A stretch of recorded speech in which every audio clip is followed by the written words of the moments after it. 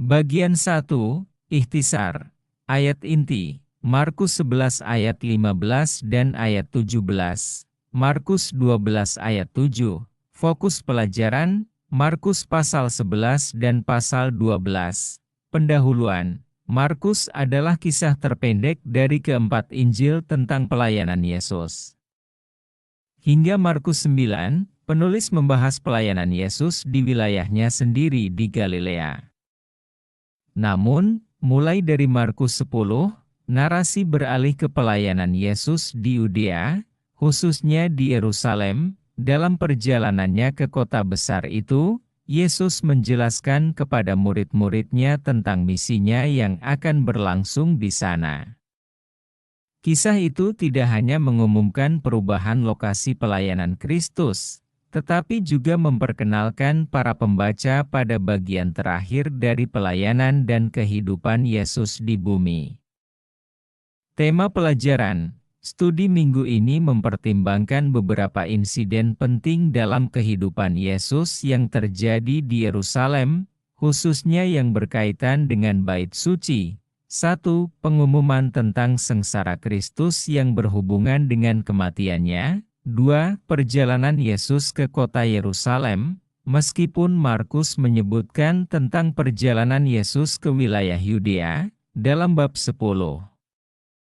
Bab 11 menggambarkan kedatangan Yesus yang bersejarah ke kota yang terkenal itu. 3.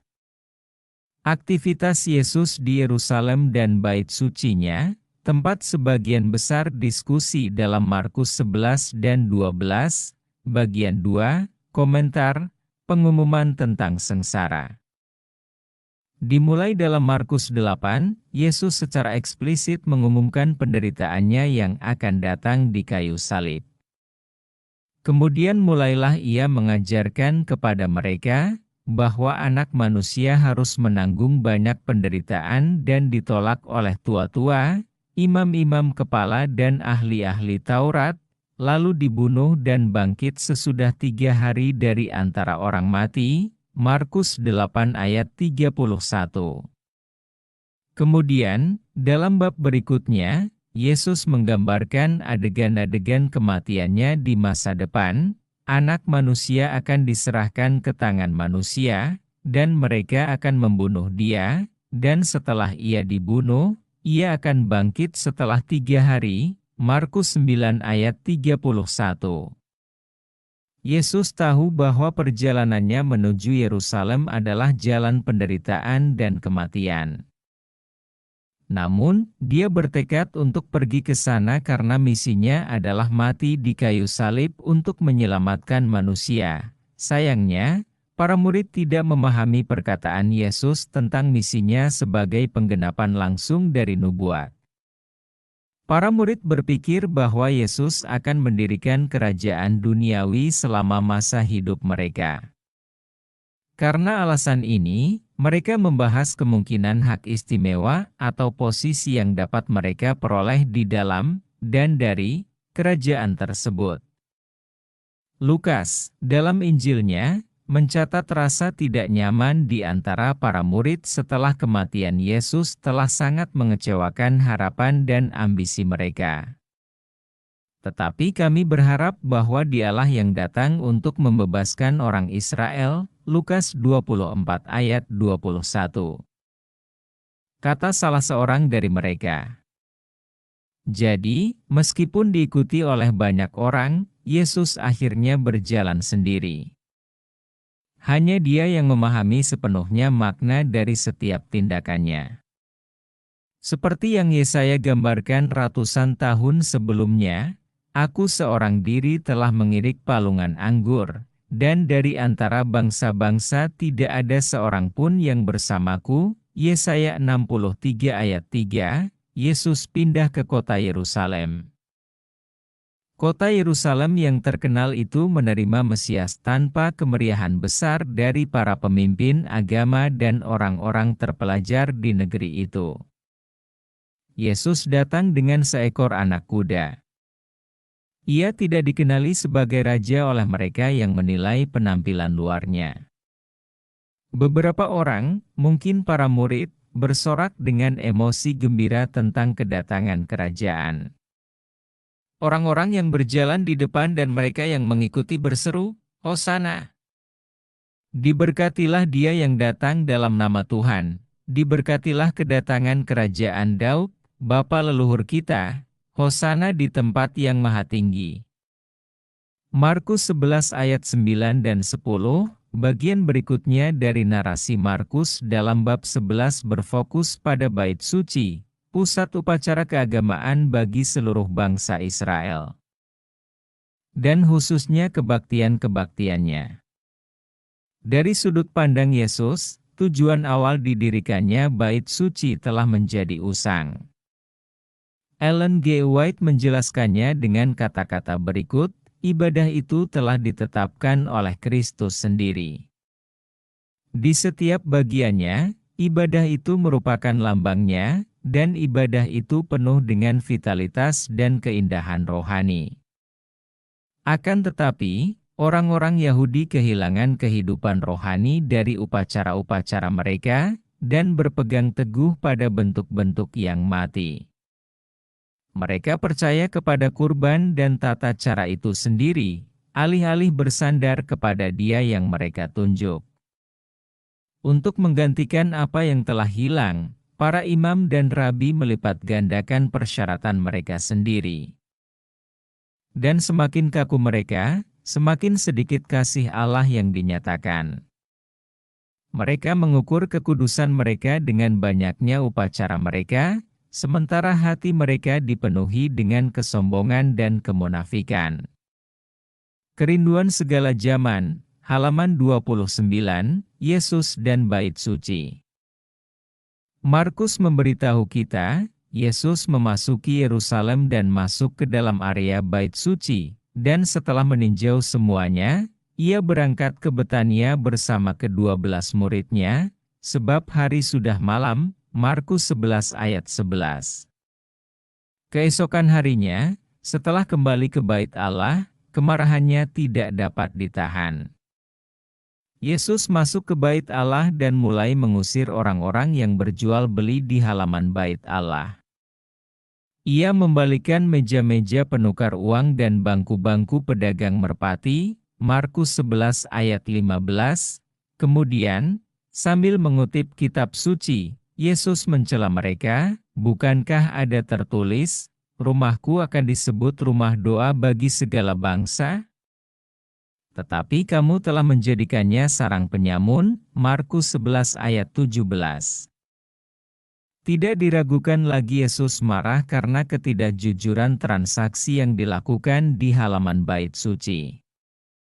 Ellen G. White mengomentari hal ini. Para pedagang meminta harga yang sangat tinggi untuk hewan yang dijual, dan mereka membagi keuntungan mereka dengan para imam dan penguasa, yang dengan demikian memperkaya diri mereka sendiri dengan mengorbankan orang banyak.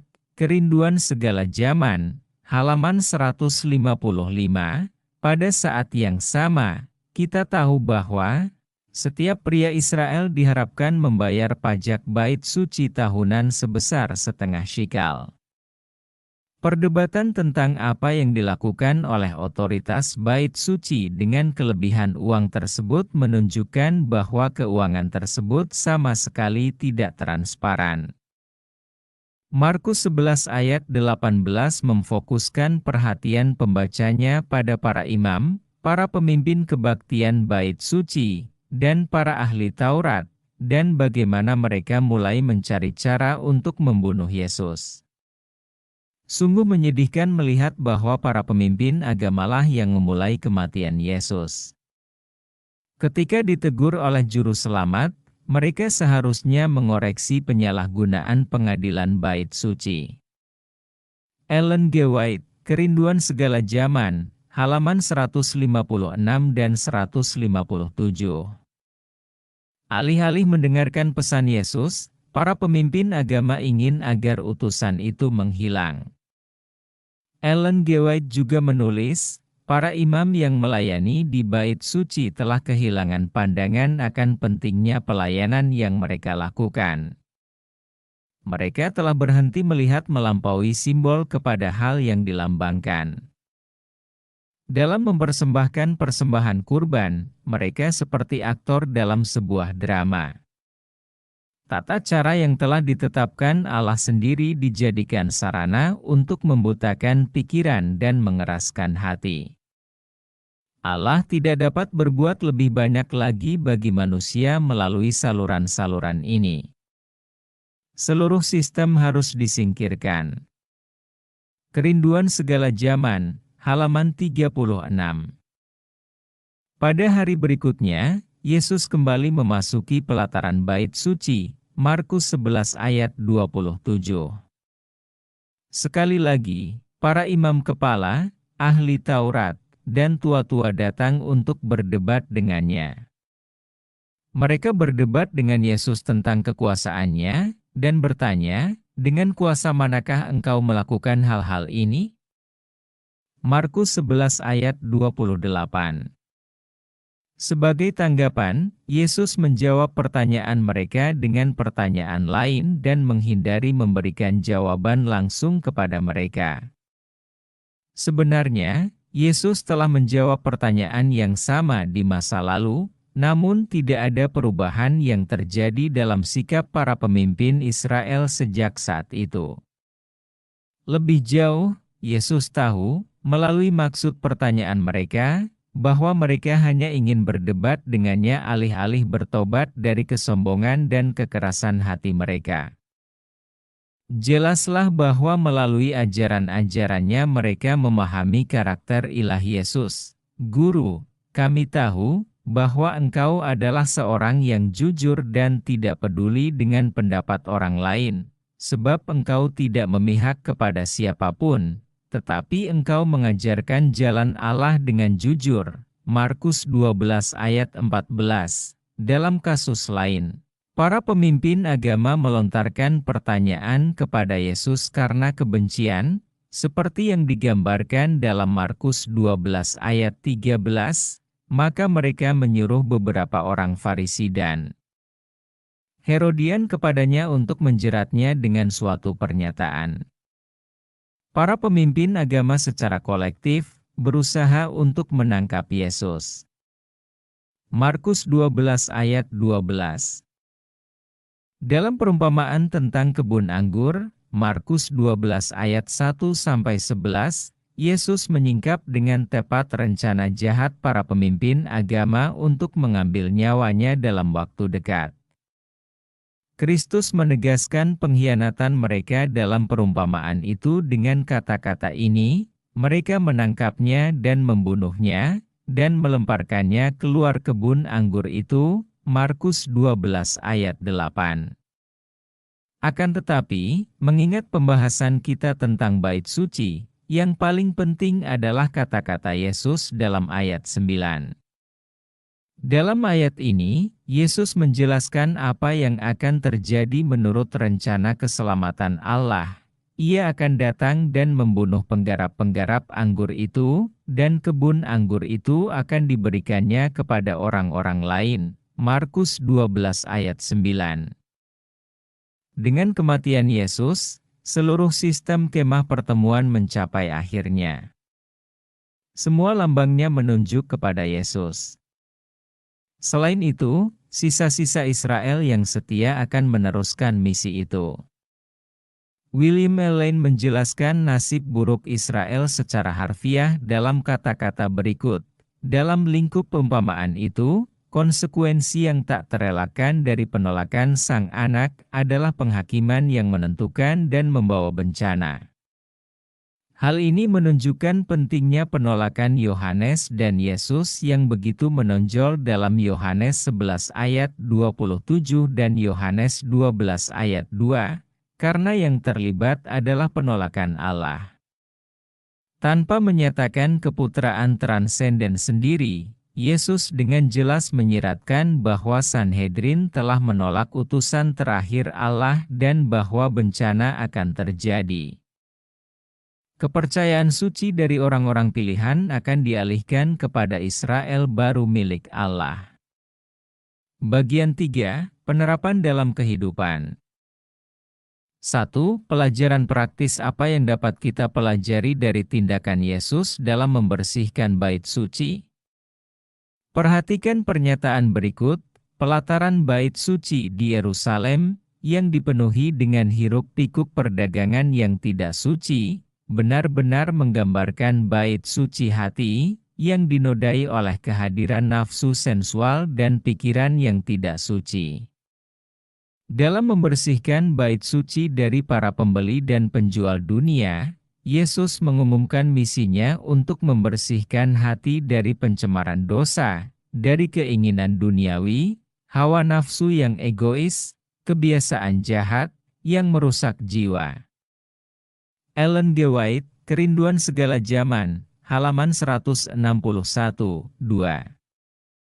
Dalam Markus 12 ayat 14, salah seorang anggota orang Farisi menyapa Yesus dan berkata, "Guru, kami tahu bahwa engkau adalah seorang yang jujur dan tidak peduli dengan pendapat orang lain, sebab engkau tidak memihak kepada siapapun, tetapi engkau mengajarkan jalan Allah dengan jujur." Tampaknya para pemimpin agama mengakui siapa Yesus dan otoritas pengajarannya. Akan tetapi, mereka tidak mau mengikuti Yesus dan menjadi bagian dari kerajaannya. Tanyakan kepada anggota kelas Anda, bagaimana para pemimpin dapat mengakui otoritasnya tetapi tetap menolaknya pada saat yang sama? Bagaimana pengakuan dan penolakan yang sama terhadap Yesus terulang di zaman modern?